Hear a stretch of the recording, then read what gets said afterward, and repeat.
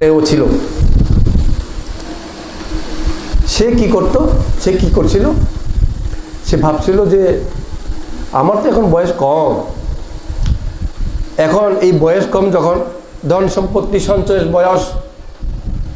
বয়স কম যখন, টাকা পয়সা জোগাড় করার বয়স, তৃতীয় বয়সে আমি ক্যাঙ্গে যাব, ধর্ম শুনবো, ধ্যান ভাবনা করব, এই বলে মনে মনে স্থির করে রাখছে। তৃতীয় বয়সে বলতে 50-60 হলে, বুড়া হলে আর কি। এখন কম বয়স বলতে তার 20-30 বয়স। এভাবে সে নিজেকে নিজে একটা উদ্দেশ্য ঠিক করে রাখছিল। ওই যে যেমন একটু আগে বললাম, বর্তমানটাকে উদাসীন করে সামনে ভবিষ্যতেই শুধু পুণ্যকর্মর দিনগুলাকে ঠেলে দেয়, এও সেভাবে তৃতীয় বয়সে করব এরকম যখন বলল। মানুষের জীবন অনিশ্চিত, যেটা আমি একটু আগে বলেছি, জরা ব্যাধি মৃত্যু অনিশ্চিত যেমন বলেছি, কম বয়সে ওই সৃষ্টিনি শরীরে চলে আসলো মারাত্মক রোগ।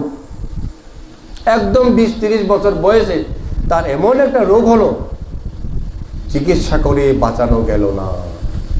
মরবার আগে হায় হায় হায় হায় করলো সে।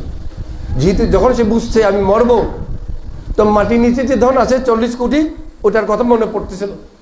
ইস, 40 কোটি সম্পত্তি, সোনা মণি মুক্তা আমি রেখে যাচ্ছি, কে খাবে জানি না, কি হবে জানি না, তৃষ্ণা স্বাভাবিক, এটা হবেই।